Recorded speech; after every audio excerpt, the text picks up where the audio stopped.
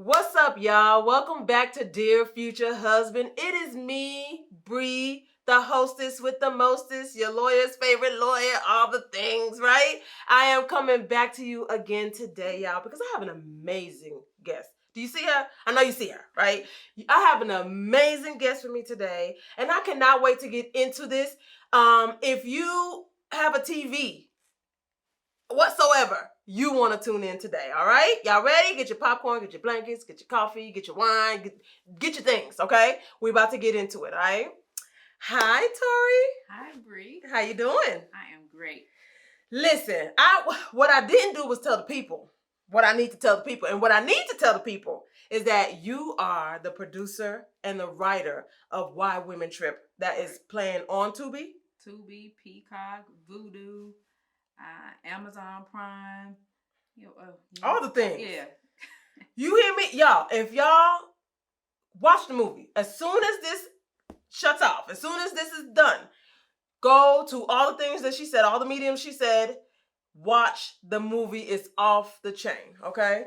So, Tori, we got to get into it. Let's get into it. Okay. First, are you from Dallas? No, I'm originally from San Antonio, Texas. And so did you? Well, let's go back. Okay. You're originally from San Antonio, Texas. You're in Dallas right now. You live in Dallas, right? I'm in Dallas, right. But it wasn't a from San Antonio to Dallas type of thing, right? No. So when did you get here to Dallas? Okay, so I got to Dallas probably about 25 years ago, I want to say. So my mother's originally from San Antonio, Texas. My father is from Richmond, Virginia. Okay. So my father was in the military, so that's how him and my mom they met, right? My mom was very young. My dad was a little older, and my mom was a teenager actually. Okay. So my mom was 15 when she had me. Oh wow! Right, and they were neighbors. Well, he was stationed in my father was stationed in San Antonio, and he was living next door with his aunt. Well, he would visit her because he was on Fort Sam Houston base, so he would come over and visit. So I think my mom's little sweet little young thing caught his attention, and that's how I got here. So I would go back and forth from San Antonio to Richmond. Okay. So I really didn't like Richmond until I was a teenager. So when I became a teenager, because I had cousins there that were my age. Okay. I had cousins in San Antonio that were my age, but my cousins in Richmond, I could relate to those girls, right? So I always wanted to live with my dad versus my mom because my mom started having kids again, and then I had to babysit, and I didn't like that. And my dad had older kids, so I was like, okay, I want to go to up Richmond. There. So they shared custody. So I think my 10th grade year, I went to school in Richmond, and then for me to continue, my mom had to give up full custody. She didn't want to do that, so I had to go back to San Antonio, finish school. Out. Okay. Yes, I had to go back to Sam Houston, finish out, and then I was able to move to Richmond. So I moved to Richmond. So I was so eager to get there that I think school was over. I don't remember. I think maybe April-ish back then. I didn't graduate till mid-May or June. I moved to Richmond and came back home to graduate. For graduation. Yeah, that's how bad I wanted to get out of San Antonio. So and then from Richmond, I moved to Richmond, had a great time, met some amazing people, did some things I shouldn't have done. And then my mother was like, hey, I took this job in Dallas, and it's a great opportunity out here, and I think you should come. But that's not what made me come. I was just in a really bad place. Okay. I had got married without anybody knowing. Okay. And I was like, you know what? I got to get out of here. Okay. Like immediately. So I called my mom and told her about the bad decision I made. And at that time, back then, AirTran was popping and they were cheap. My mom, sent me a flight on AirTran, and the rest was history. I didn't look back. I love it. And so then that's how you got to Dallas. That's how I got to Dallas. Your mom is no longer living in Dallas, though. Hey, my mom lives here. Does she? Yeah, I don't know why I thought. I kept putting her in San Antonio. Oh, she would never go to San Antonio. So she doesn't. Yeah, she's not with it either. No. Okay. So, okay. So now your mom is currently living here. Right. Now you're here. Did you get divorced, or did you just come straight from? So no, I didn't get divorced. It was years later, but I did eventually get a divorce. Okay. Yes. Okay. So was that your first marriage? That was my first marriage. How long did that one last? So let me see. I think I got married when I was about 20 years old. Okay. I honestly didn't even know what marriage was. I had no idea. I just know that his family, they were a very tight-knit family. They were Muslim. Okay. Okay, so that was, that's different. It's a little different. Yeah. And I'm Baptist, so okay. All I remember is I met him when I was 17. So I met him when on my journey to Virginia. When I moved there, when I moved to Virginia, he was my uncle's friend. Okay. So, wait. Yeah. Older uncle? No. Okay. No, my uncle's around my age. Right? Okay. So, well, he's a couple years older than me. But my ex-husband, him and I, we're the same age. Okay. So, when I met him, we were teenagers, right? So we had fun together and everything. And one day, we just decided to move to Hampton with his family. So they had this really gorgeous big house. So we all lived. It was probably, honestly, it was like 17 of us in the house. Oh. Yeah, seriously. Okay. That's how tight-knit they were, right? Okay. So I just remember one day I went to work and I came home and like everybody was standing on the porch. So I'm nervous, like my heart just starts beating because the last time that happened, he was at a club somewhere and he had got shot. So I was nervous, right? So when I pull up, I'm like, oh my God, I hope nothing happened to him again, right? So I jump out of my car, go to the porch, because everybody's standing on the porch. They're just waiting on me to get out the car. And I'm like, everybody's smiling. So I'm like, what's going on, right? So his mom comes outside and she's like, hey, you're getting married tomorrow. And I'm like, tomorrow? This is a Thursday. So she's like, you're getting married tomorrow. I'm like, tomorrow? And I'm like, married? Like, what? Right, what's going on? Yeah, like, what's going on? So then he was like, Ma, you ruined my surprise. I'm supposed to tell her. So I'm like, well, what's going on? So then his grandmother was like, well, in our culture, we don't believe in, you guys living together and y'all aren't married. And I was like, oh, okay. So I was kind of forced in that marriage because I didn't want to go back to Richmond to live with my dad, and I didn't want to come back to San Antonio to live with my mom. So I'm like stuck between a rock and a hard place. So I was like, okay, I guess we got to do it. So the next day, like I remember this like it was yesterday. The next day, I even remember what I wore. Back then, we had this like lime green. I had this little lime green dress on, and I was nervous as I don't know what. And I prayed and I said, God, if this is not what I'm supposed to do, don't let this happen for me. And I was pissed because like all of his family and friends were there, but I didn't get to tell none of my family or my friends, right? You didn't even have 24 I didn't have time. Yeah. But obviously it had been planned because everybody was there to support him, but there was nobody, absolutely nobody there for me. So I remember we went to the courthouse. We were it was like 10 minutes to 5 and the courthouse closed at 5. And I was like, I had my fingers crossed. I was like, please, when we get in here, I just hope and pray that they tell us we're too late, right? And we couldn't get married. Well, the lady was like, hey, y'all at the wrong courthouse. Y'all need to go down the street. And then when y'all get down the street, we have the judge there. He's gonna stay there and wait on you.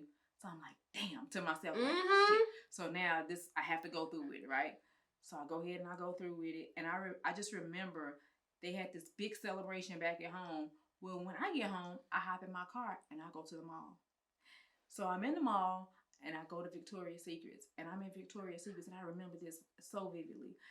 I was just in Victoria's Secrets just crying, just bawling my eyes out. Back then, cell phones weren't really popular. So I called my mom from a payphone. And I made the little collect call and I told her what I did. And she was like, girl, quit playing. She thought I was joking. I was like, no, I'm serious. So then she heard it in my voice. I was like, no, you got to get me out of this. I was like, I can't do this. I don't know what I just did. So she was like, girl. So I'm like, no, I'm serious. So she was like, okay, well, let's give it some time and then I'll send for you.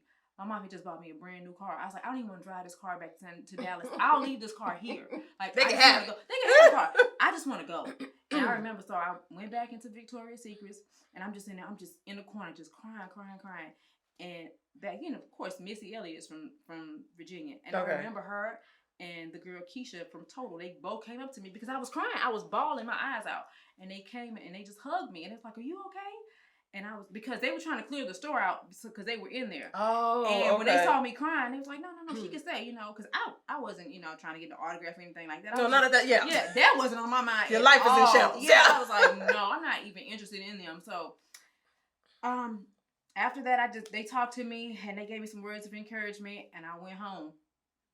and everybody was there. They was at home celebrating, and I was just like, why am I here? You know, like I don't know I don't know what just happened. Now, granted, I did like him. You know, I loved him. Of course, we had been together for years. You know, but not to the point where I thought I was ready for marriage. I didn't know what marriage was or what it meant. You know what it meant. So that's what kind of landed me to Dallas. To Dallas, okay. So that was 25 years ago ish, right? Yeah, around, give or take. Give or take, yeah. Okay. What happens when you get to Dallas? Are you dating? Did you meet somebody? Like what? So how does that work? So because I'm still married. And, that's true. Right, okay. I met a couple of guys, but I was very honest. I was like, hey, I'm married, but my ex-husband, he refuses to sign the divorce papers. So I'm like, I'm in a mess. Like, I don't want to, lead you on and talk to you, and I know that I'm married, right? So eventually, I would have him subpoenaed. I would send him court docs, and I was like, hey, you got to sign this divorce decree. And he was like, no. So what happened was, for some odd reason, he thought, because I was trying to buy a house out here, so he thought that because of the amount of the house, I had money, right? So I guess he didn't know that. Okay, I had a job, right? So I was like, I'm working, like, I can afford this house, but he thought that I was paying cash for the house. So what he wanted to do was fight me and try to get money. So I was like, you know what, this isn't gonna work. Texas is a community state property. I can't get married, right? I mean, I can't buy my house. So I had waited until I got divorced. So finally, when he found out I wasn't going to buy the house, he finally went ahead and divorced me. But it took him a while to do that. It took him years to give me a divorce, actually.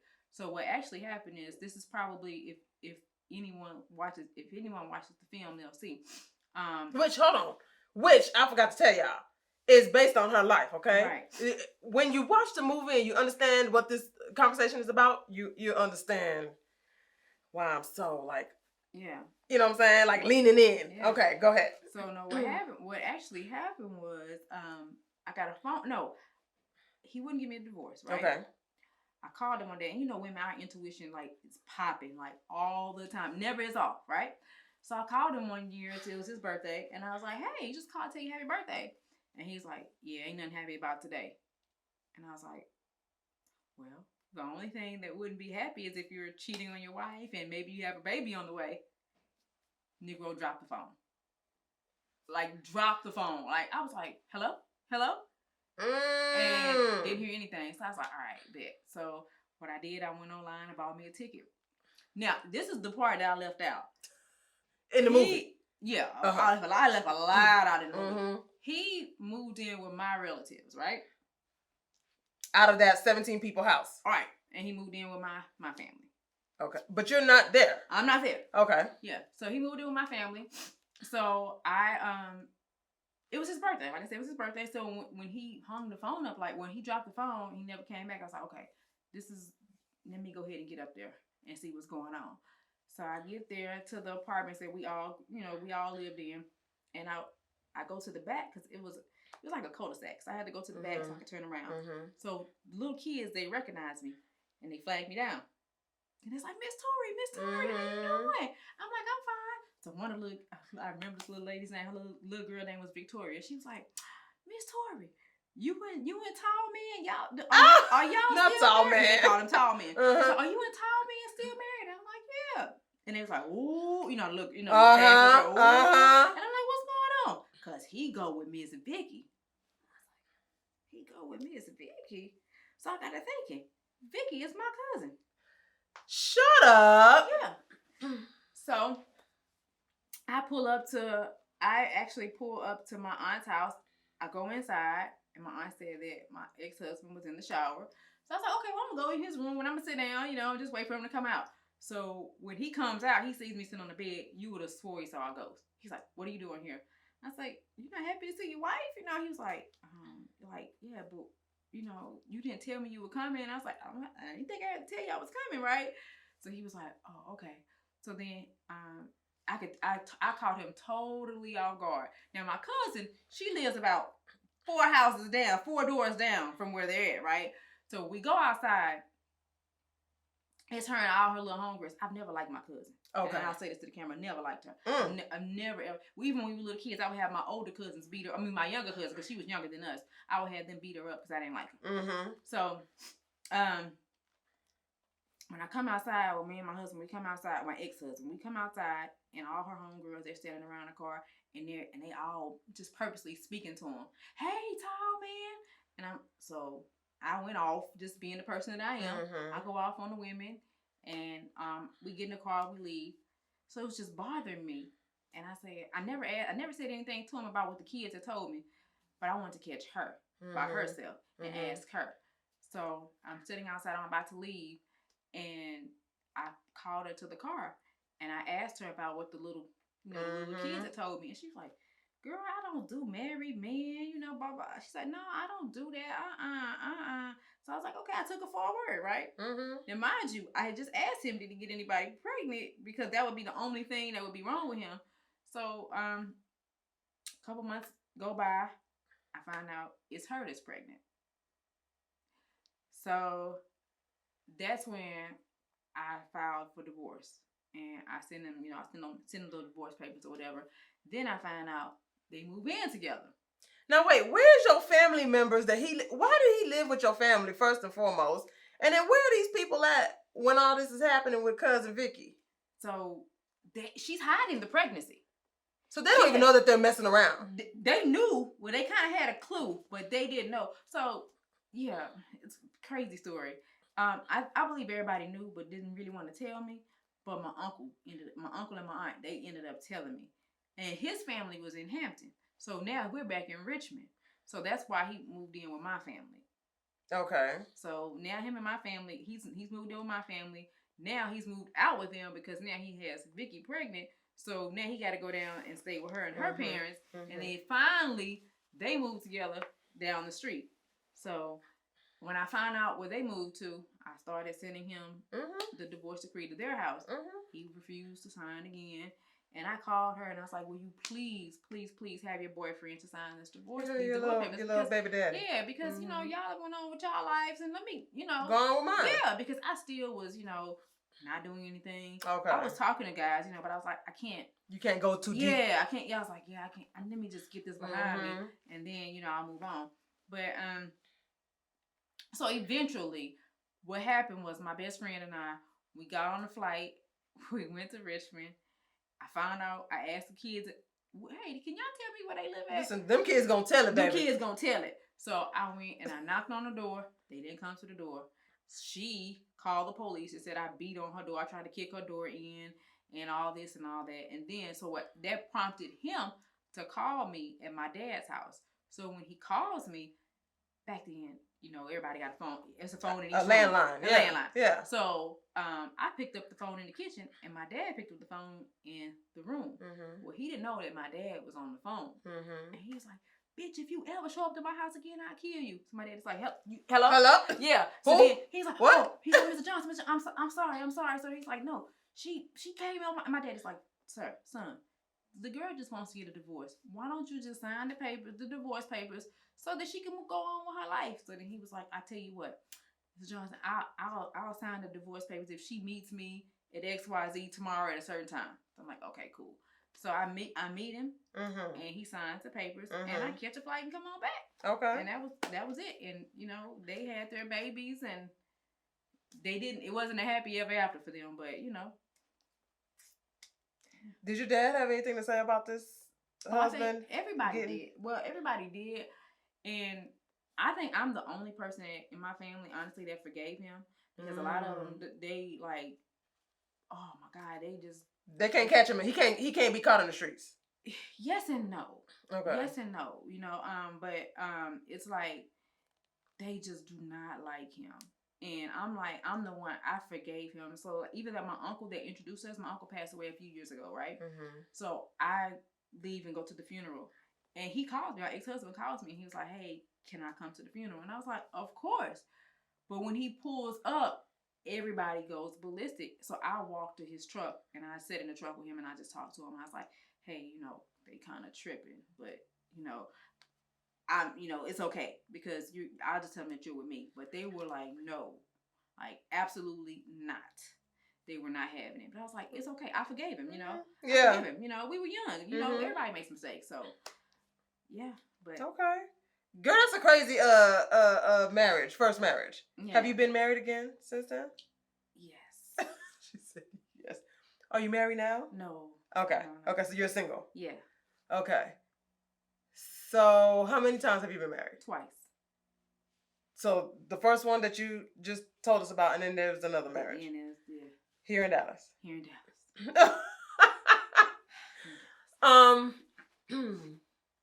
Okay. Okay. So you get your divorce. He grants you the divorce. You got the paperwork. You fly back to Dallas, right? Mm-hmm. I'm assuming you start dating now. Yeah, I'm dating. Okay. Mm-hmm. What point do you get married again? Oh, years down the line. Okay. So I would say mid to late 30s. Okay. Yeah. Okay. I decided to get married again. So I got married in 2011. Actually. Okay. Yeah, so 2011. Okay. And what happened with that one? That was definitely worse than the first one. Was it? Okay. Oh yeah. It's to the point where I have to ask men, like, is your mom, like, are you a mama's boy? Like, is your mom, like... Yes. Yeah, like... That's a real question. Yeah. I don't think people understand the depth of that question. They don't. And I want to know, like, are you an only child's mama's boy? Because that's a difference. It's a major difference. So, the story kind of... Yeah. So how I met him was really, really crazy. Like in the movie, it pretty much tells you. Which one is this one in the movie? Is this husband? This is the Dorian guy. This is the girl, the guy that she meets at the bar. Okay. Mm-hmm. Okay. They called her looking for her ex-boyfriend. Yes. Okay. So that's reality. Okay. That really happened. So I was dating a guy, and what happened was I drove a Hummer. Mm-hmm. So he wanted, I believe it was, what was coming to Dallas? I don't know if it was a Super Bowl. No, not a Super Bowl. It was what happens in February? Basketball, the final. Oh, the Final Four? No, not the Final Four. What happens in February? All-Star game. Okay. All-Star game came to Dallas, right? So he was gung-ho about putting rims on my Hummer. So this ex-boyfriend? Yeah, my ex-boyfriend. Or he's a boyfriend right now? No, he was that time. At that time, he was my boyfriend. Okay. So he was gung-ho about putting rims on my car. And I was like, no. I don't want rims on my car. But anyway, so I guess he goes, without me knowing, and gets rims on my car. So he goes to this tire shop, and he rents the rims, right? Oh. So I don't know any of this is going on because, it's All-Star, and they want to go out, they want to show out, whatever, right? So he comes home. There are rims on my car. And I'm like, he said, don't worry about it. I'm taking care of it, blah, blah, blah. I'm like, okay, cool.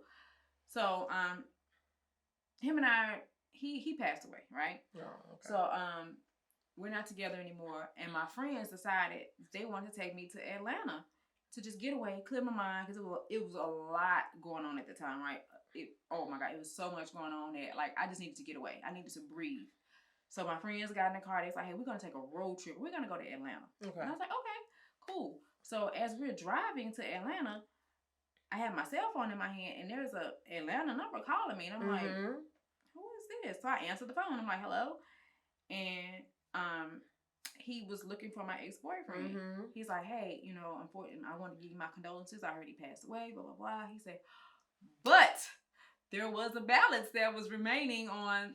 I was like, listen, let me tell you something. When I get back, I had no desire to even have rims on my car. When I get back to Dallas, I will, bring the truck up there. You take the rims off the car, blah, blah, blah. He was like, and I was like, I'm on my way to Atlanta to have a good time with my friends. And he's like, oh, wait, this is crazy. Like, I'm in Atlanta. And I was like, okay. He's like, I know this is probably bad timing, but I would like to take you out. He's like, I know you've been through a lot, Yeah. And I was like, oh, shit. Like, should I? And I'm asking my friends, I'm like, should I go? And they was like, it's just a quick little date, just go ahead and go. So I'm like, well, okay. And so I give him my location. I tell him what hotel I'm at. And he says, well, I hope you don't mind me in my company truck. And I was like, that's cute. It's different, So I was like, okay. So he comes, picks me up in the company truck. We go to a club in Atlanta, and we had the most oh my God, amazing time. Like, I had never been to a club with a guy, right? Mm-hmm. Not somebody that I had just like met. that. Like, Yeah, it was really random. So we had the most, we had so much of a good time that I left my cell phone at the club. That's how in tune I was to this guy. Like, our conversation, everything was amazing. And I was like, oh my God, like, this might be my person, right? So I'm like, I leave my phone there. But this is crazy because, mind you, I didn't know anything about him, like, prior to me getting to Atlanta. But I remembered his phone number. And I called him from my friend's phone. And I'm like, hey, I lost my phone at the club that we were at.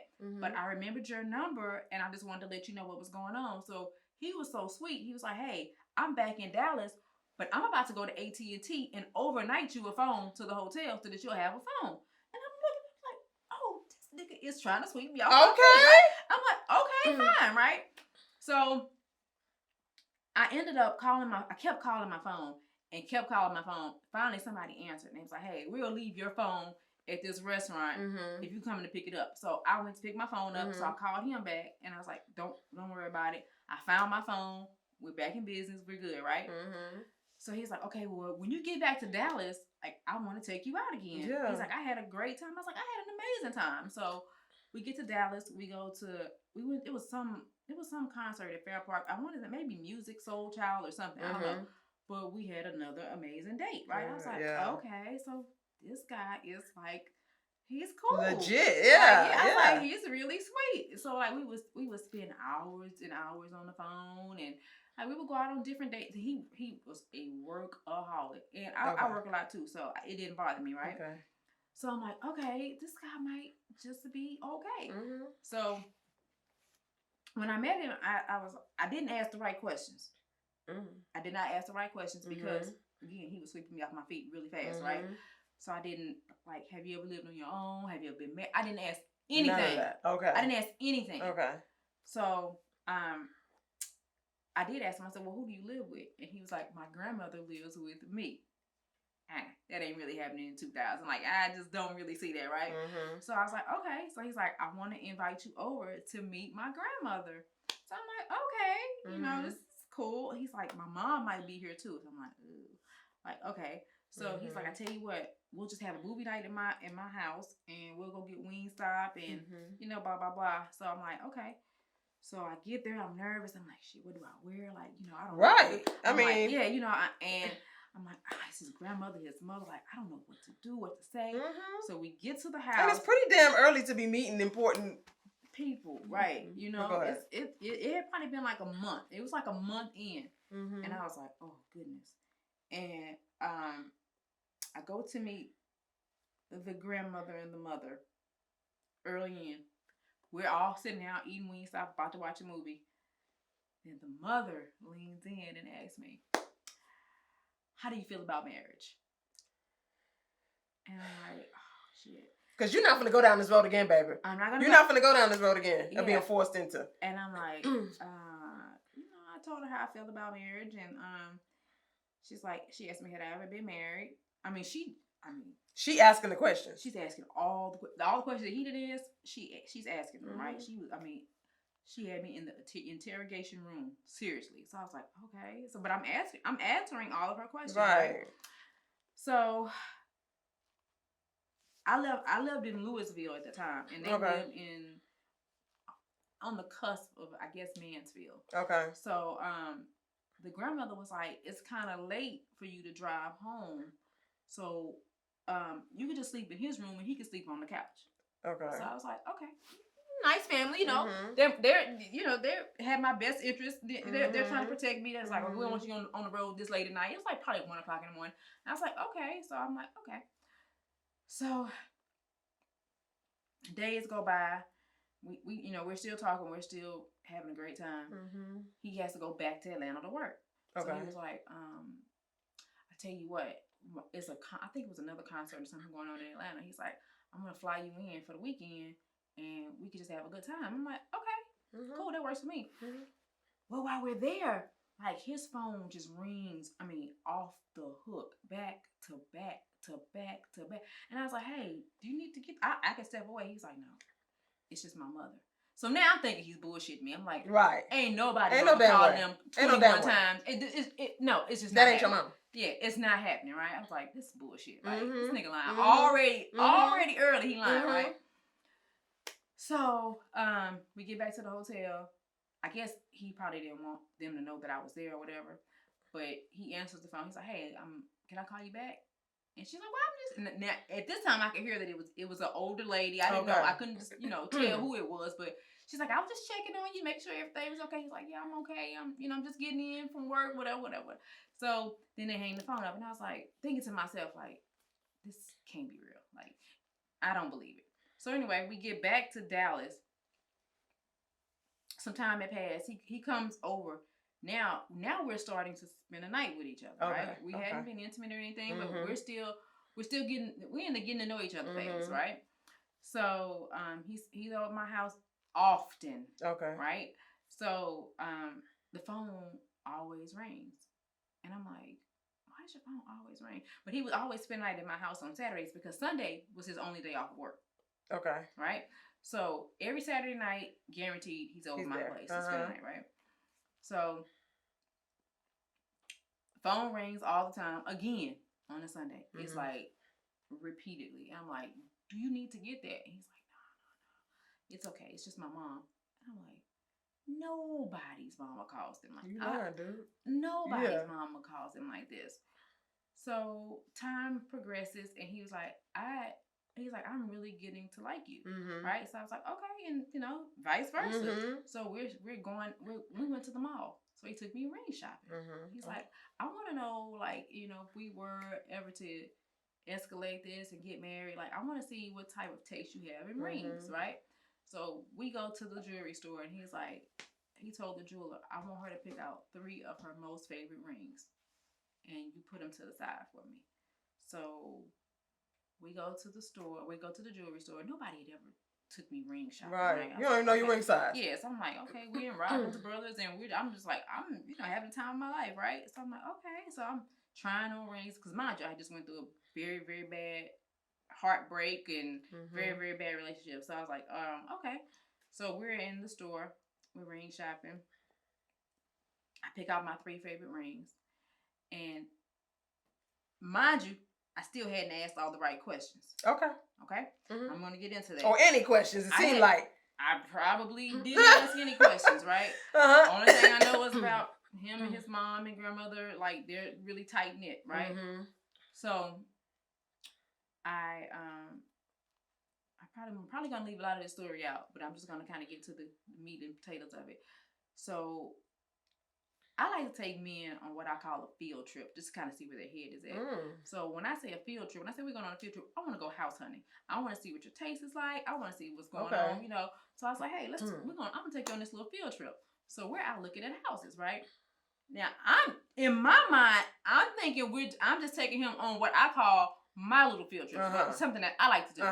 So we see a house that we like in Miralagos, and he was like, I like this house. I'm like, I really like it. Before we leave, he fills out the contract. He's like, I want to buy this house. We want to get this house built on this lot. Blah blah blah blah blah. And I'm like thinking to myself, damn, that was fast. I'm just bullshit taking them on the field trip, right? So I'm like, we're not married, we're not nothing, right? So we get the house built. Oh, like for real. Like for this ain't no who the fuck did I marry type. No, it ain't that. Oh no, it's not that. It's not that at all. It's for real. This is for real. This is real life. Right? Okay. So now I'm like, oh shit, like this is major for me, right? So I'm like, okay. So his idea was, you move in with me and my grandmother, so we can save money and buy this house, right?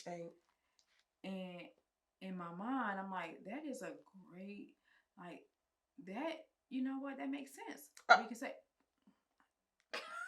it made sense at the time. Okay. So, well, hold on. Let me back up. The reason that he did ask me to move in with him and his grandmother is because he did ended up proposing to me. So I want to say within 9 months of us knowing each other, we were married. Oh wow! With a house built. within 9 months. Right? I want to say, okay, so I knew in my mind I wanted a big extravagant wedding, right? I knew in my mind, but I had already been married before, so it was nothing for me. So I was like, why don't we just go to Vegas and get it over with, right? And he was okay with it.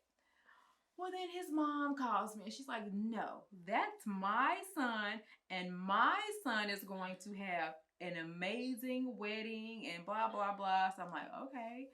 So I'm thinking to myself, okay, let me get back to the engagement. Okay. I skipped that. Okay. So the engagement. No, matter of fact, I skipped a whole lot. Let me get back it's to... so much. It's so much on that. Let me get back to... I didn't know about his religious beliefs. We skipped all over that. All I'm thinking is, this nigga laying up with me every Sunday. I ain't going to church. He ain't going to church. That's it. So, that's it, right? So I'm thinking in my mind, okay, so he don't go to church. I don't go to church. We're good, right? Now, I do believe in church, and I am a Baptist, but I just haven't found a church home in Dallas, right?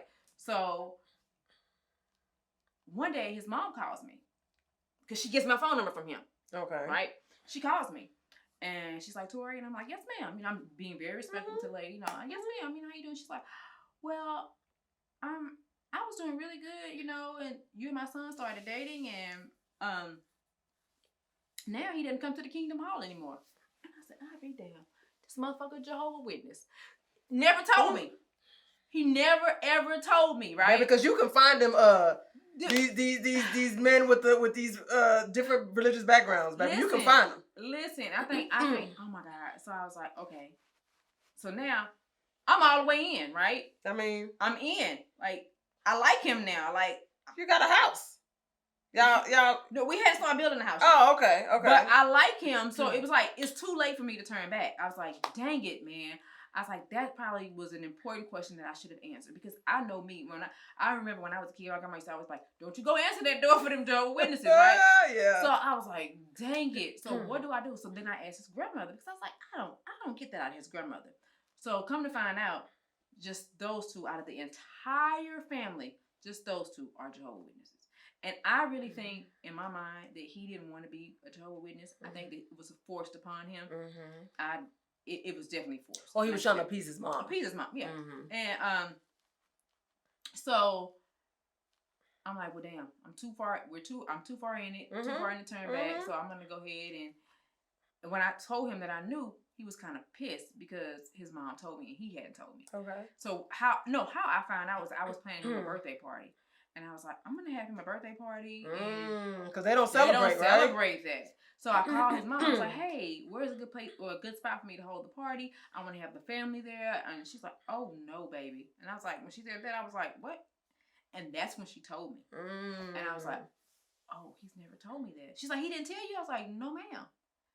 And I'm like, oh, this is interesting. So again, I'm too far in there to turn back, right? So we're going to skip to the proposal. So after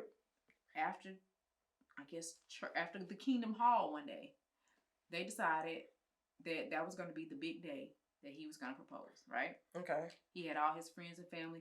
Again, it was like, I'm going down the same path again. Nobody was there to support me. My mom wasn't there. My mom lived up the street. Nobody called my friends or my family. Nobody was at this dinner party that they had planned but just me, right? Okay. So I get there, and I could tell he's nervous, And I'm like, what the hell is going on? Like, we've never been to dinner with this many people, right? So he was waiting on his best friends to get there, and I'm like, like, what's going on? And I saw his stepdad was like, are you ready? And he was like, no. So the next thing I know, him and his mom walks outside, and they were outside for a long time. And then he comes back in, and he's like, you ready? And I'm like, yeah, let's go. So we left.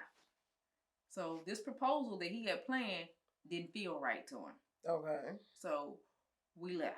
Okay. Right? So we go back home, and I guess now at this time, we are living with his grandmother because we're saving up money for this house that we're building, right? So I'm feeling like a damn fool because I've given up my place, like, and I love my privacy and my space, and now I have to knock on the door every night to get in because she didn't believe in giving anybody a key to her house, and she didn't even want me to know. She didn't want me to tell her daughter that I was living there. She's like, this has to be a secret. Like, you cannot tell anybody you're living here. Like, all of my belongings were in their garage, right? So I was like, okay, I didn't know what the big secret was, but I'm like, okay. So we're saving up for this house, and a couple weeks go by. We're headed out. We're going to dinner now. We're going to meet his friends. He's like, I'm going to take you to. We're going to go to dinner with my friends, and we're gonna have. It's going to be a great night. I'm like, okay. So as we're leaving, the grandmother thought she didn't know. I had no idea about the ring. Okay. So as we're leaving, she's like, she looked at my hand, but I didn't have anything on my hand. She's like, let me see that there ring, girl. And I was like, I don't have no ring on my hand. So she's like, oh. So I'm thinking, she BS. And I was like, oh, okay. But no, I did have a ring. I used to wear a ring, a big ring on my middle finger. So I thought she was just, saying that. So I remember on the drive to eat dinner, I remember him sliding my ring off of my middle finger. And I was like, boy, we're going back. I said, put my daggone ring back. So the next thing I know, he puts the ring on my finger. And he's like, will you marry me? And I looked, and it was one of the rings that I had picked. Okay. And I was like, oh, this is like awkward, but I was like, yeah, so now we pull up at the dinner. They'll meet his friends. This is my first time meeting one of his best friends. Oh, okay. And it was his best friend and his wife. So we're eating dinner, and the friend was like, let me say this. We had already planned a wedding before I got a ring. Okay. So we had been out looking at venues, and his mom found this really nice venue, and she was like, I'm really in love with this venue. And I was like, I like it, but I like the Anatole better, right? So, she's like, I love the Renaissance. So it was like the Renaissance. And I was like, okay. And she's like, I want my son to get married at the Renaissance. So I'm like, okay. So in my mind, I was like, are you paying for it? Right? I asked her. And she was like, yes. I was like, shit, it's your world then. If you're going to the Renaissance it is. The Renaissance it is, right? So we planned this big wedding for about 250 people. Oh, wow. Yeah. It was like that. Wow. So I was like, okay. Mind you, we got married within 9 months of knowing each other. So I'm at work. I'm a supervisor at my job. So it's crazy how this world. It's like how you and I connected earlier. It's a small world. So one of my employees happened to know my ex-husband because I had our engagement photos on my desk. Okay. So she was like, "Girl, how the hell did you take him from his mama?" That should have been my telltale sign. At that very moment, my ass should have ran. But I was like, yeah, she's cool. Listen, this lady was like, she told me I was the daughter she never had. She pampered me with gifts. We went out to dinners. I mean, we had an amazing time until the day after my wedding. The day after? That's all it took? One day. Okay. What happened? It was a wrap. So we get married. So he invited his biological dad to the wedding. His dad had a very tough decision to make. His dad's new wife, mom, had died the day of our wedding. Oh, wow. Right? So should he console his wife or should he come to our wedding? His son's wedding. Right. So he chose to console his wife, which was the right thing to do. Right? So his mama taunted him at our wedding about that. She's like, look, your own daddy didn't even come to your wedding. So now he's crying. Like he is like so emotional at the wedding. So I'm trying to console him. I'm like, it's okay. Like he had a decision to make. Like, you know what I mean? Like he can see the video, like, whatever. It's okay, right? So I said, everybody else is here. The people that are supposed to be here, they are here. So, crazy that one of the ladies that were I remember she was from California. When we were outside taking photos, she pulls me to the side. She's like, baby, I don't know you, but if you want this marriage to work, you need to pack up and move out of state tomorrow. Shut up. And I was like, really? She's like, that lady's gonna try And this is a photographer, just somebody that's there for the wedding. This is a lady that she knew that she invited to the wedding. So I was like, oh, she's sweet. She's sweet to me. But it was she made like before the wedding, there were some things that she did. Like she's told me, she's like, all the money that I said I was gonna give, I'm not giving that now. Like, we can't pull out. We got all these people that we've invited. Yeah, you know what I mean? Like, I cannot, like, so now I'm like running like a chicken with my head cut off. I'm like, so now we got to come up with money to pay for this wedding because now she's kind of backing out. And she's like, I'm going to pay for the dinner, the rehearsal dinner. I'm paying for all that. So we get to the rehearsal dinner. She's like, I'm only putting $1,000 on a rehearsal dinner now. I mean, she was just like slowly backing out of everything that she had promised us, right? I'm like, okay, it's fine. So the day of the wedding, I'm getting my hair and makeup done. I'm looking at the time. It's like an hour behind schedule. So I'm like, what the hell is going on? And then another hour goes by. And I'm like, okay. So the wedding coordinator comes in there. She's like, hey, everything's okay. Everything's okay. And I'm like, 2 hours? Like, we have 250 guests in there. And then we have to transform one room into another room. So like, we don't have a lot of time here. She's like, everything's okay. We worked it out. So I'm like, well, what's going on? Nobody wanted me to know what was going on. So apparently the mother didn't want the wedding to go through. So what she did was she had somebody that had red lipstick on to go and kiss him on his white coat so that the lipstick could get on his coat so there would be no wedding. So anyway, they got they ended up getting the lipstick out of the coat, and the wedding ended up happening. Like I said, she taunted him the whole night, like, your own daddy didn't come. And I didn't see so when I get back to work, all of my coworkers, they're like, honey, have you saw your tape yet? And I was like, no, I haven't seen the video yet. And they was like, you may want to watch that video. So I was like, okay, I'll watch it this weekend when I get home. So they was like, that was definitely his mama's wedding and not yours. And I was like, okay. Did she wear white? Oh, baby, she sashayed down that damn aisle. No, she didn't, baby. She sashayed down that aisle. You would have thought that was her wedding. And I was like, oh, wow. So now we're on our little, we're on our little pre-honeymoon because we hadn't really planned anything, but we were going to do something. So we're at a hotel, and she 21 times phone rings. So I'm like, I know this is not what I have to look forward to. Like, this cannot be life. And lo and behold, she's calling and calling and calling and calling. And mind you, man, we just got married yesterday. We're in a little honeymoon phase. Leave us be. Yeah, let us have our, let's have our good time, right? So, she asked him, could we come over to meet her? I'm like, we got to get up and go meet your mom. Like, it's our honeymoon. So anyway, we get up to go meet her. So this is probably something that I've only told maybe like a handful of people because it was so embarrassing that I never wanted to repeat it again. She walked to my car. When she walked to the car, he gets out. He goes talk to his friends or whatever. I mean, I don't know. I think maybe it's family or whatever. So she was like, hey, I got a question to ask you. I'm like, what? I'm thinking it's just a little general question, right? She's like, don't you repeat what I'm about to tell you. And I'm like, what's that? And she's like, this is between you and I. I don't want you to go right back and tell my son. And I'm like, okay, what's that? She said, I heard you killed your last boyfriend.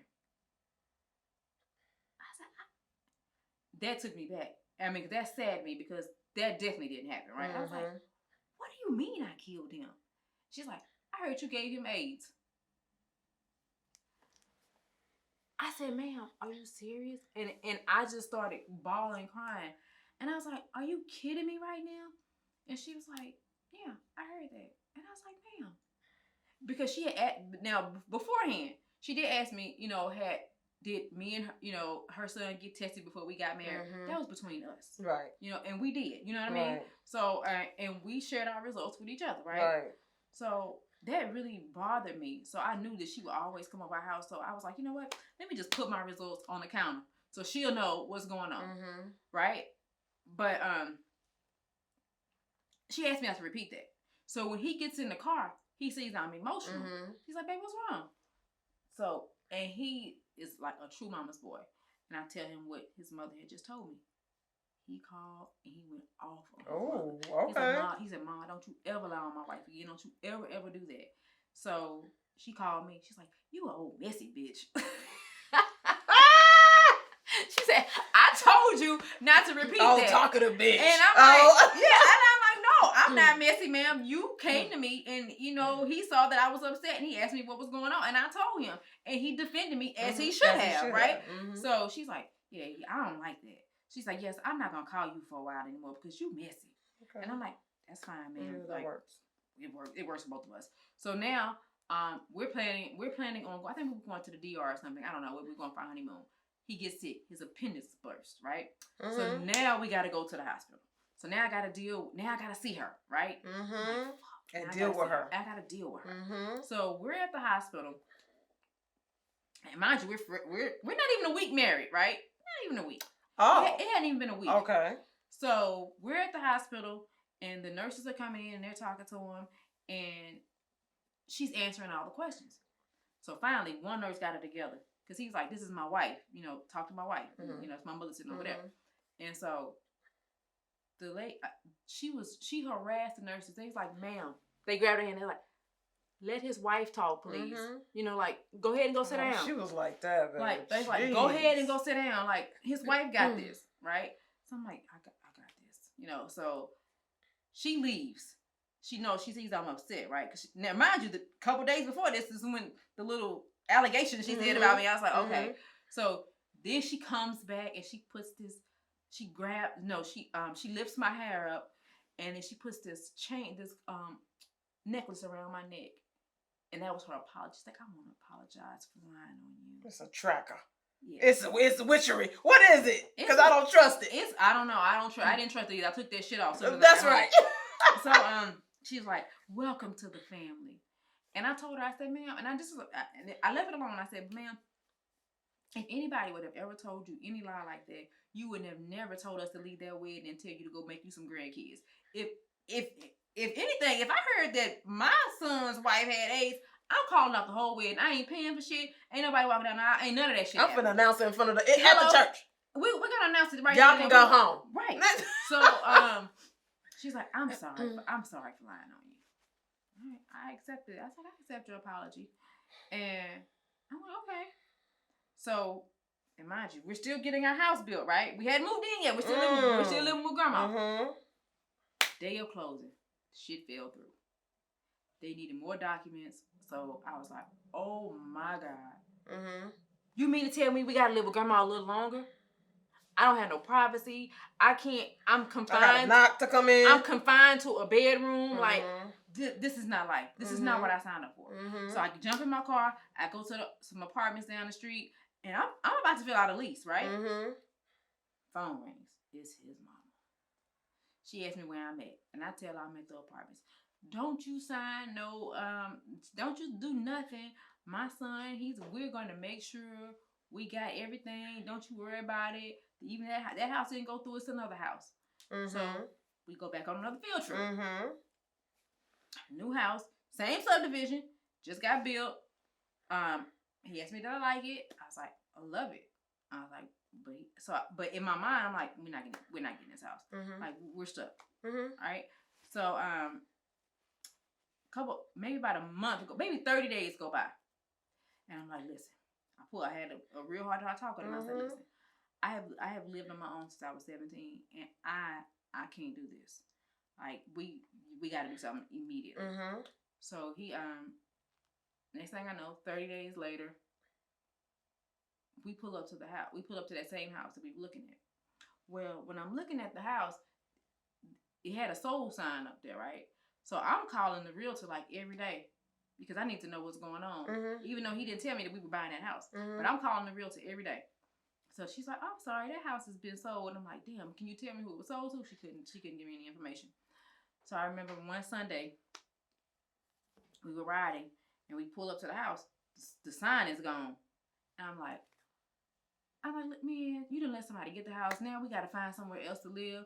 So he puts the car in park and he's like, get out. And I was like, I'm not going to walk in these people's house. You know, if somebody didn't know the house, let's just go, right? So he's like, Torie, seriously, get out. And I was like, I'm not getting out. And then what prompted me to get out is that he handed me the keys. He's like, I bought the house. And I was like, oh my God. So soon as I opened the door, my worst nightmare began. His mama was in there. Surprise! Yeah, I told you y'all were gonna get a house. I'm like, oh shit. I mean, I'm thinking, so in my mind, I'm like, okay, I'm gonna go, decorate or whatever.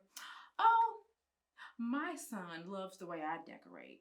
So I want to decorate. And I'm like, ma'am, I got this. I got this. So the only thing I did let her put a painting that he liked or whatever that she had bought for him. So I did allow him to put that painting up. I was like, hey, I'm cool with that. But anything else, I would like to have full control, right? Right. So he's like, yeah, that's fine. You're my wife. You got full control. So, I guess time goes by. I want to say July 4th weekend. Yeah, maybe July 4th because we live off the lake. We live by the lake, so we can see all the fireworks and everything. And his mother called me right before then, and she's like, "Hey," and I'm like, "What's up? How you doing?" She's like, "When are you gonna pay me back?" This is where it all started to go downhill. I say, "Ma'am," because I still have respect for her. Right. I'm like, "Ma'am, what are you talking about?" And she's like, "That money I loaned y'all for that wedding." I said, "You didn't loan me anything." And she's like, "I know, but I gave it to my son." And I said, "Okay."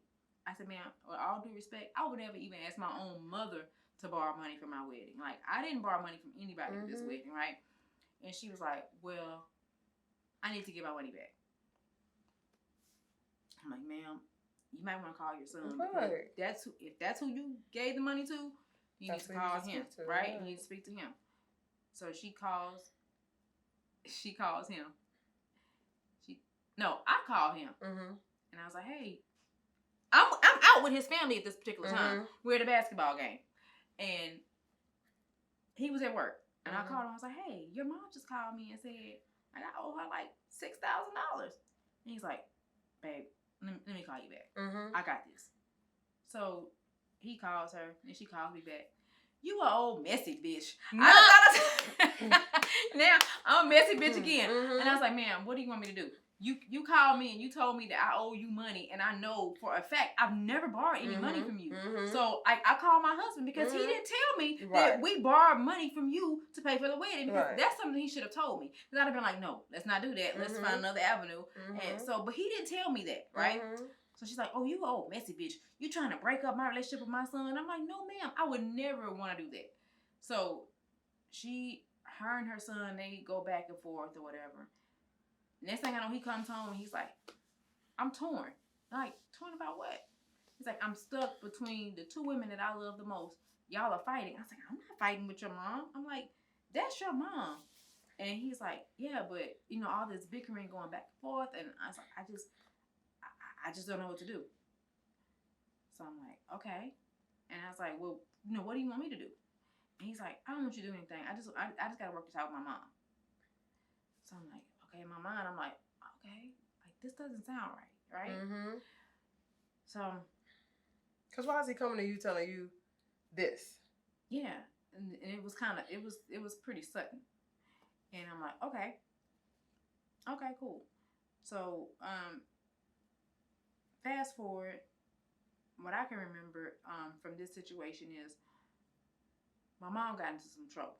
Okay. And she had smaller kids. So I had to get custody of my sisters and brother. And it was their last year in school. Okay. Right? And I talked to my husband about it. I was like, "Are you okay with them, moving in?" It was only going to be like 6 months. And he's like, "I'm perfectly fine with it." So I was like, "Okay, great." So now we went from just him and I to a huge family, right? So, kids, grandma, everybody. Yeah, everybody. So they move in. The kids move in. they're in school. It's my sister's last year in school, and my adopted sister, she was like maybe in middle school.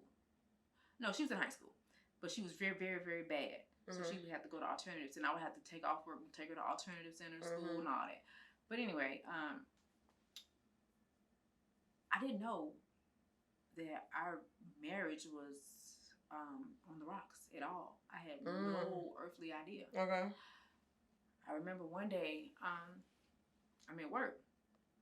His mom calls me because she knows I work in Plano. At the time, I was working in Plano, and we lived in Mansfield. And she's like, "Hey, what time do you get off work today?" So I tell her what time I'm getting off work, and she's like, "Oh, okay." That was it. Right. So when my sisters get home, they panic because the alarm wasn't on, and they call me, and it's like, "Hey, the alarm isn't on." And I was like, I said, did you cut the alarm on when you went to school? She's like, "Yes, ma'am." And I was like, "Okay." I said, "Do me a favor." She's like, "What's that?" I said, "Go in my bedroom and see, look in my closet and tell me if his clothes is missing." Okay. Because remember, the mom just called me out of the blue. Saying what time you got off. What time you get off. Okay. My sister went to the bedroom and she's like, "All of his clothes are gone." I'm like, okay. So I called him. No, I called his job. His employee answered the phone. I asked her, I said, "Has he left the building at all today?" She said no. I said, don't tell him I'm on the phone. I just wanted to know that. So I get home, his clothes are gone. Like, she's so damn dumb, and she left all the name brand stuff, so which was resellable. So I'm like, thank you very much, because I can resell this, you know. So at this point, I'm like, okay, I don't know what's going on. And my sister, she left out a very important piece of information. She's a senior though, so she really doesn't know. You know, she's kind of clueless. She said every day it was a man coming to the house looking for me, but she didn't know why the man was looking for me. So I'm like, okay. So one day I called the man back and I was like, "Hey, I'll be at home at 7:00." He's like, "Okay." So when I get to the house, I call him. He comes and I say, "Are these divorce papers or something?" And he was like, "No, ma'am." And he leaves. 30 minutes later, so he has to tell my ex-husband that I was finally served, right? He called him. So my ex-husband finds out that I'm served. He calls me, panicking. "Don't open that paper." I was forced to do that. "I don't want you to open that piece of paper." And I'm like, "I'm going to open this letter. I'm going to see what it's about." And it was, lo and behold, it's a divorce decree. That his mama, so he's saying his mama forced him to start a whole divorce proceeding? Yes. So. Girl, what? Yes. So, at this point in time, when we moved in together, he had asked me to get, like, we get on one cell phone plan and all of that. Oh, but I guess I might have skipped a very important piece of information, some important information. I think this is what caused the divorce to happen. I went to training to North Carolina for about 2 weeks. So while I was going to North Carolina, he was on a dating website. And one of my employees saw him on a dating website that was at our wedding. And she called me. And she had been calling me, but I never answered. I was like, "Hey, what Keisha? I ain't gonna, I don't, you know, I don't want to talk about work." Like, so finally I was like, "You know what? Let me answer this damn phone." I'm like, "Hey, what's going on, Keisha?" She's like, "Oh," she said, "Girl, the Lord told me that if you answer this phone, I had to tell you." And I'm like, "What's up?" She's like, "I see your husband on this date now." I say, because my husband is like a nerd. Like, I would never, if anybody tell me anybody ever had cheated on me, it would never have been him. Yeah. So I was like, nah. I was like, "Girl, you tripping."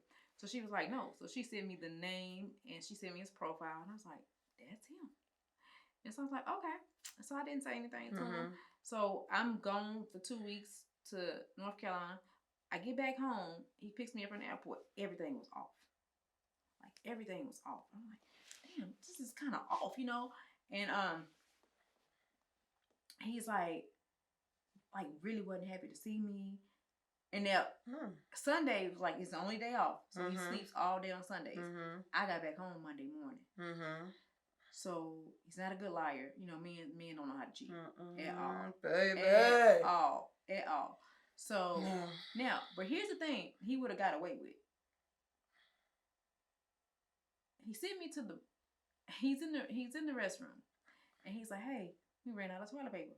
Now I'm in the bed because I'm sleeping. I'm tired. I've been on the plane all morning. I'm exhausted. He's like, "Can you run in the washroom and give me a roll of toilet tissue?" I'm like, "Okay, yeah, I'll do that." So, but I'm half asleep, and as I'm looking up, and I feel something. It's up there with the toilet paper, and I'm like, "What is this?" And I pick it up, and it's 2 tickets, and the tickets were for a movie that was that Sunday night at 10:20 p.m. I remember the time. I remember the name of the movie and everything. What movie was it? Now You See Me, Now You Don't. So I'm like, wow, he went on a date. In my mind, I'm thinking it's his mama. Because, you know, they do everything together. So even if I would have asked him, so when I went to the restroom to confront him about it, this Negro didn't even wipe his ass. He was so nervous about me confronting him about the tickets. He just got up, ran out the house. And I'm like, that's not like him. He didn't take no shower. He didn't do nothing. Like, he just threw on his jeans and he left to go to work. So I know his whole routine, right? I know when he goes to work, he got to pick up the deposit. He got to drop it at the bank. I know everything, right? So what he didn't realize is that I was following him. So I went to the bank. I pulled in the Bank of America parking lot. I walked all the way around. I opened up his car door and I sat in the car. He's on the phone with his mom. He's telling his mama what happened. So now his mom is acting like she's so scared, but it's like she calls the police. Saying I'm gonna hurt her son, whatever. And like, I need you to explain to me who you took to the movies at 10:20. And he's like, oh, me and my partner Josh went. I said, well, we got 2 problems then. I said, what you mean? I said, it's one of 2 things. He said, well, what are you talking about? I said, if you went to the movies with Josh at 10:20 p.m., then y'all are lovers. Right. And I need to get out of this relationship. Like, you need to let me know, right? You don't even like me. I'm a whole woman. Yeah. Whole ass woman. You and Josh at 10:20 at night, like, that's not normal. No, that's not normal. And he was like, no, I'm for real. And I said, well, let's call. I've never even heard of Josh. Like, we've been married for a couple years now. So like, I've never heard of Josh. So I need to know, like, we need to figure out who Josh is, right? So he's like, oh, don't worry about it. So then it dawned on me. I'm on this nigga's plan. Let me pull up the AT&T and pull up the damn records. So I go to AT&T. Lo and behold, his cousin works at AT&T. She don't know what's going on. So she prints up the records. She's like, oh, here, girl. So I'm looking all down the list. I'm like, okay, one day he been on the phone with this person 3 hours, 5 hours, 6 hours. I'm like, shit. Whoever this is, he must really like her. Got some right? QT in, baby. Yeah. Yeah, because I've been gone for 2 weeks, you know? So then I went against without my better judgment. And I called the number. She didn't answer.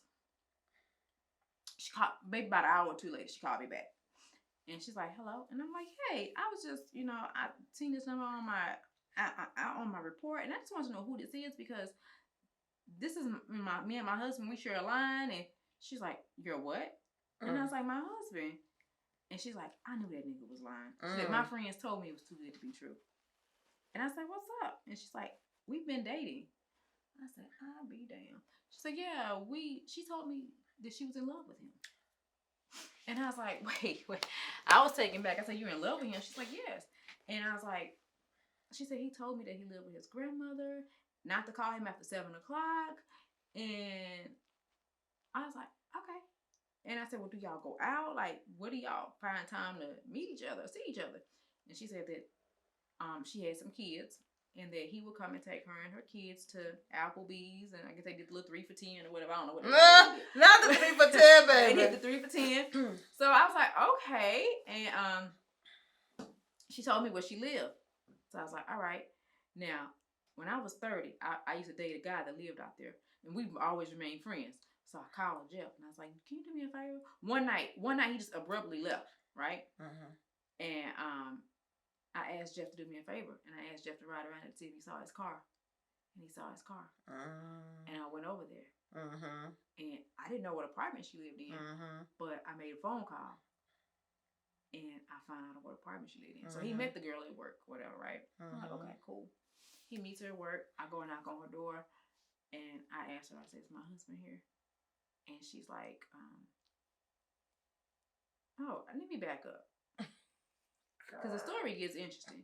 When I tell her that he's married, she told me that everybody at his job knows about her. So now I'm embarrassed. And all I've ever asked anybody to do is like, do not embarrass me. Don't embarrass me. And what they do every damn time. Embarrass you. Girl. So I go to his job. No, she tells me that she takes him breakfast, lunch, and dinner every day at his job, like clockwork. And I said, really? Now, do these people know you? Have they seen you as well? They were at my wedding. Okay? And they know me. They call me, everything, right? So I'm like, okay. So, and this is what I did. I said, I tell you what, why don't you, he's on his way home from work. Why don't you stop by? So I give her my address. She comes, she's looking all around, and she sees all our wedding pictures. She's like, oh, y'all really are married. So I have my laptop up because now I'm tracing everything that he's doing because I didn't know that AT&T, you have the ability to see when incoming text messages are going in. You can't tell what the text message is, but you can see the number. So I have my laptop up and I'm looking. She just sent him a message as she's sitting in my apartment in the house. And I asked her, I said, why did you message him? Now he's alarmed. He's not coming home. He's not coming home. I said, you messed everything up. You can go ahead and leave, ma'am. She said, I tell you what, I'm gonna take him breakfast in the morning. And I said, okay. She said, I had your number. I'm gonna call you so that way you could meet me up there or whatever. I was like, okay, that works. So she called me. She said, we got a problem. I said, what's that? She said, I think he's on to us. I said, no shit. You sent him a text message. You let him know you were here, right? Right. So she was like, he won't come outside. I said, I know what type of husband I have. I said, tell him something's wrong with your car. And he's gonna come outside. So she texted him and told him that something's wrong with her car. He came outside to help her. I could see everything going on. So I pull in the parking lot. And he tells her as I'm pulling in, I got something to tell you. And she's like, what's that? He says, I'm not who I've been telling you who I am. And 2, this is my wife pulling up. So you need to leave. She didn't leave. I get out the car. So I said, oh. And now I'm acting like as if I had never met her before. I was like, I'm sorry, are you with one of your customers? And she's like, now she's mad at me. She's like, you know who I am. And I'm like, and so I'm trying to be respectful. I got my mom with me. I'm like, okay, yeah, you know. I was like, yeah. I'm still playing it off, right? Because I didn't want him to know. So she tells me that she's in love with him. And she wasn't going to leave him alone. I'm like, you can have him, baby girl. You can, if that's what he wants to do, you want to be with him, you can have him. So one day, he just, like I said, he abruptly leaves the house. And he goes to her house. That's when I called my ex-boyfriend and see if the car's out there. He said, yes, I'll go over there. All right. Go knock on her door. I asked, is my husband here? She says, yes, you need to leave my house. She goes to get a big butcher knife. She puts the knife to my neck and told me that she would slice my throat. I politely drug her ass all the way down that hallway. And then next thing I know, he comes. So he picks me up and he takes me down all 3 flights of steps. Like, let's go. Because she called the police. So it's pouring down rain. Pouring down. So I'm driving from Northwest Highway all the way back to Mansfield. So I get home. He tells me he's sorry. He didn't mean anything by it. Blah, blah, blah, blah, blah, blah. I can't trust you now. I can't trust you. Right? If this what happens when with me and your mom have a little disagreement, I can't trust you. You got but I'm trying my best to forgive him, right? So the next thing is counseling. He's like, let's go to counseling. I'm like, okay, I'll try that and let's see if it works. So I started going to counseling because he never showed up. So he called the counselor and told the counselor that his mom told him that counseling wouldn't work. So he wasn't going to come. So we just wasted money, right? So I'm like, okay, well, this is going to have to be over with. So he comes back home and he's like, listen, I know you got these kids here. I know this is hard for you, blah, blah, blah. I want to help. I'm like, okay. So we try again. Mm-hmm. I'm on my way to work. It's pouring down rain. When I say pouring, I mean pouring. Like you couldn't see the stop sign. You couldn't see anything. Mm-hmm. And we're still not where we should be because I'm upset about what I found out, right? School bus runs a stop sign, hits me. Boom. Car flips over. I was in a truck. My truck flipped over a couple times. Next thing I know, I see the police. The police is at my door, pulling me out of the car. Wow. And so the kids that are on the bus go back to school and was like, "Your sister just died." Telling my sister this. So they thought I was dead. Because if you saw the car, like it was no way I should have walked out of that car alive. Right? I walked out of there without a scratch on my. I had a couple of scratches in my head or whatever, but like I was okay. Right? So now I think he feels like he needs to come back home because I've had this accident. Yeah. I got the kids, and I'm not in a good shape, right? So he comes back. Well, I'm laying in the bed. I can't move. I'm sick. I don't feel good. Doorbell ring. Ding dong, ding dong, ding dong, ding dong, ding dong, ding dong. Oh. It's the mama. She found out I was at the hospital. He told her what happened. She comes. She tells him. She had that wreck on purpose so you can come back home. So now in his mind, he's believing her. So how old is this man at this point? 30-something? Yeah, if I was like 38, he was like 2 years younger than me, so he's probably 36 at the time. Well, yeah. Why he just don't marry the mama gone on? I'm about sick of both of them at this point. So yeah, the mom, she she comes in the house. She starts packing up shit. But I'm not feeling good, so I'm really not paying no attention, right? And I'm like, what the hell is going on? She started packing up the cable boxes. And I found that to be really weird. Now, why is the damn lady packing up cable boxes, right? So the cable was in his name. So she called and got the cable cut off. Okay. I didn't give a shit about the cable. I don't care, man. Whatever. So she calls him outside. I had no idea what kind of conversation they had. Next thing I know, he's like, hey, I'm gonna go get your medicine. I'll be back. I never seen him again. Okay. I never seen him. He never came back. And then months go by. I'm still in the house. He's gone. They know I got these kids there. It was a hot summer. Hot. Yeah, you know how I take the summer ski. His employee called me. She's crying. I'm like, what's going on? She's like, I'm sorry this is happening to you. And I'm like, what's happening? What's going on? And she's like, where are you at? I was sitting outside on the porch because I had no idea what was going on. She's like, his mama just came up here and made him cut your lights off. He hadn't paid the light bill in a couple months. So the lights are off. So when I try to go get the lights on, they're like, hey, you got to pay that past due balance first before you get this lights go back on. I'm like, fuck, I'm not working because I'm sick. You know, I'm like, oh my God. So I'm trying to figure out what I can do. And I called my dad and I called a couple of my family members and they all pitched in to help me out. And he felt bad about that. And he called me and he was like, hey, I want to take you out. I want to make this work. Like, I'm sorry. Like, I just haven't been the husband that I should be. And I found out again that he's cheating again. Somebody else or the same girl? Somebody else, but in the neighborhood. So when I asked her, when I confront her, I had just had the wreck. And what happened? This is how I found out about her. I had just had the wreck. He didn't bring me my medicine. That's when his coworker called me and she was like, "Listen, they're not bringing you your medicine." She was like, "Where's your medicine? I'll go get it." Because she could hear the conversations going on at work, right? And she was like, I said, what you mean? I said, no, my husband, he wouldn't do me like that. He's going to bring my medicine. She's like, no, he's not bringing you your medicine. And I was like, okay. So she brings me the medicine. And the next day, which was a Sunday, he calls me and he was like, You got your medicine? And I was like, yeah. And he's like, I know you don't have any, I know you can't walk and you're not feeling good.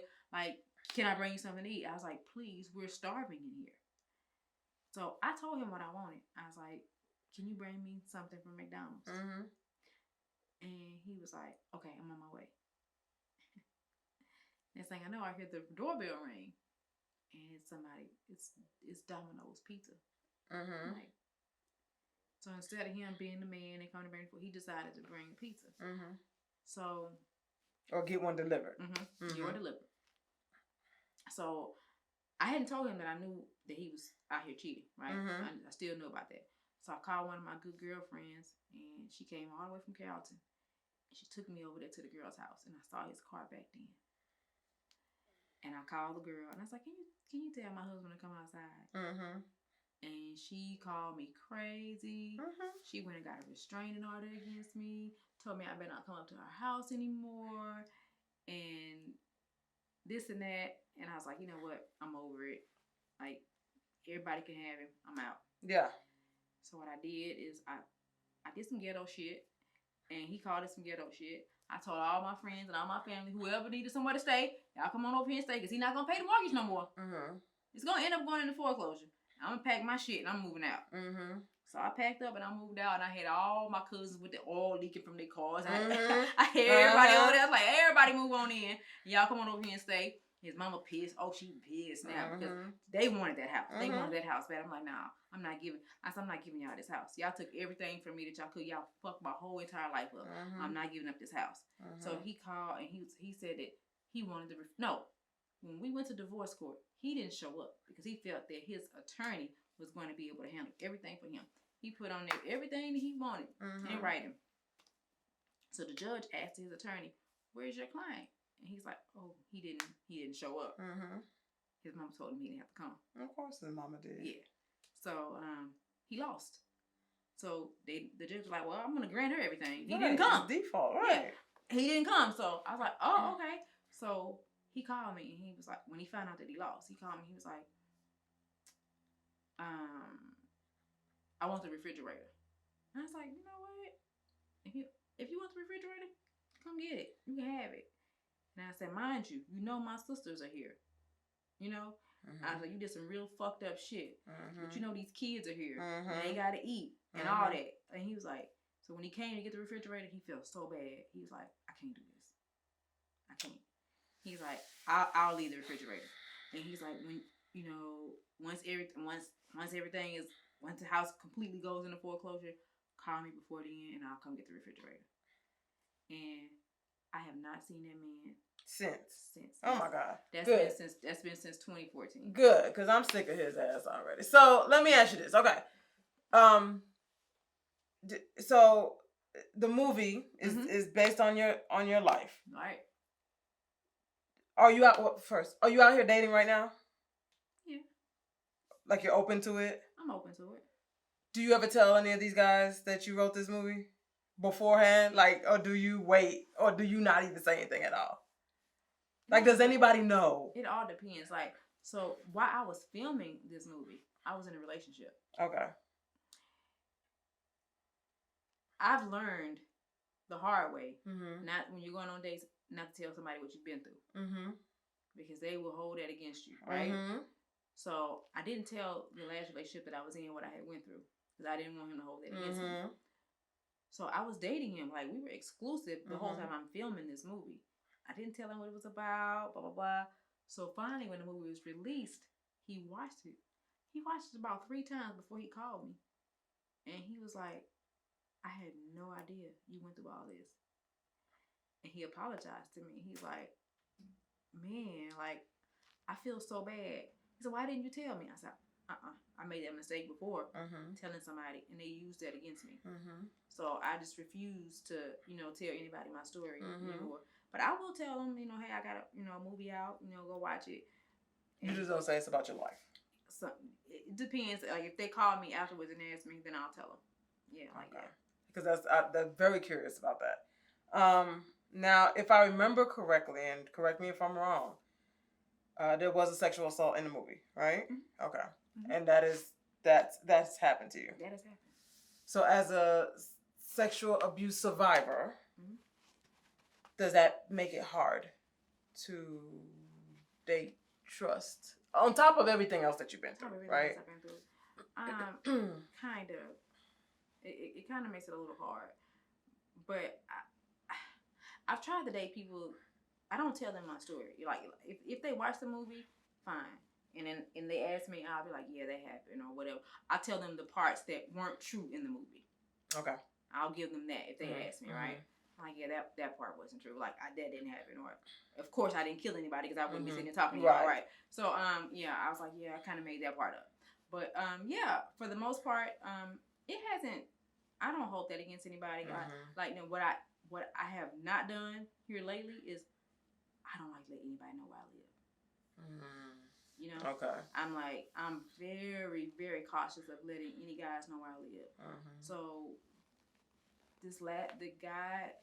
the last guy that I started dating, he found out where I lived only because it was my birthday in December, and he bought me a lot of gifts. And he's like, I don't know where to bring these gifts to, and I was like, so I started kind of chuckling, and he's like, where do I bring them? And I felt bad because I didn't want to give him my address, and I was like, I ended up giving it to him. And I told him, I was like, I don't let anybody into my house, at all. And he was like, really? And I was like, no. And then I told him, and then he's like, I understand. And he's like, I didn't know. And I was like, yeah. But normally, I don't like to let anybody know where I live. That's fair. Yeah. And that's fair. Have you found that it's been problematic? Like, are you having problems out here dating, or is it pretty much just you're just having a good time, just meeting people? It is what it is. You know what I'm saying? Like, have you found anybody of substance? Like, are you actively dating right now? Yes, I'm dating someone. Well, so you're in a relationship? Not, I wouldn't say I'm dating. Okay. I'm dating. Okay. Yeah, and that full-blown relationship, I don't, we're dating. You're dating. Yeah, I'm still trying to figure it out. I don't want to go back down that path I went before, Yeah. And like I don't like to compare people. I don't do that. But I just don't want to go down another path that I went through before, thinking that I really knew somebody and somebody had my best interest, and I was going to be able to trust them to death do us part. Like, so now I'm like, oh, I no. Would you ever get married again? Oh, definitely. Okay. Yeah, definitely. Okay, so that's still something that you want. Yes. Okay. Yes. Okay. For sure. Okay. Listen, stories, okay? You got stories upon stories, and I know that we didn't even touch that was just the tip of the iceberg. Yeah. We didn't touch the surface. So, and unfortunately, we got to do another show just to get some more stories out you. You know what I'm saying? It's a lot of stories. Girl. But I really appreciate you for being transparent. Oh, yeah. I really appreciate you for sharing your stories.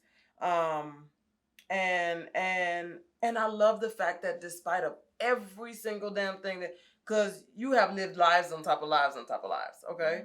So in spite of everything that you have been through, you are still open to finding love, still open to being married. And I think that is, out of everything, that's a testament to who you are, right?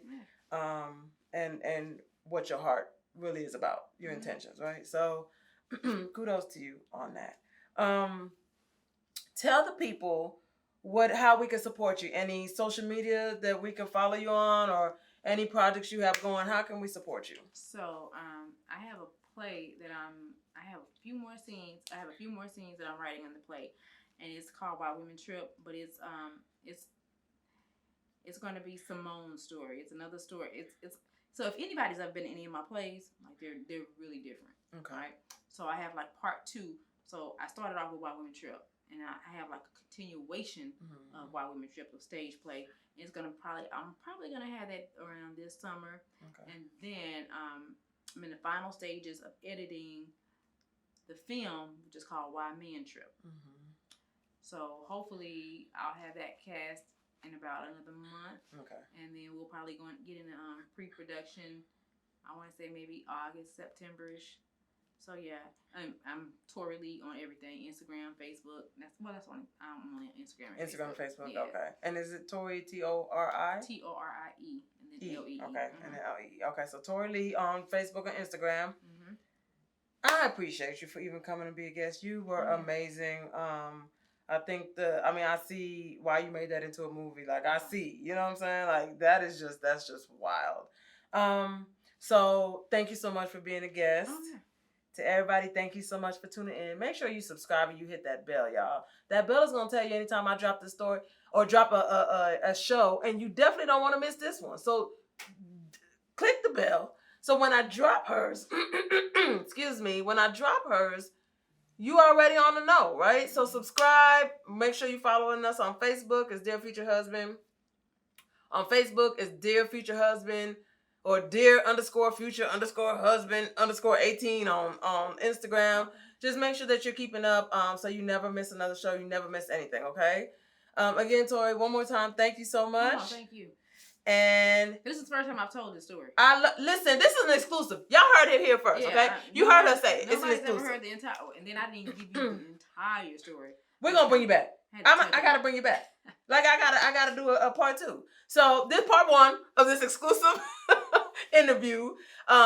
Make sure y'all check her out at not only by following her, but also going to watch Why Women Trip. Please. On all the things. Tell them where it's at again. We're on Tubi. We're on Amazon. We're on Peacock, Vudu, and I don't know the 5th one, but yeah, we're so that they're everywhere. So make sure you watch the movie. Just Google it and it'll Why Women Trip. It'll bring up. Yep. So support her and thank y'all for supporting me. Till next time, y'all. Bye.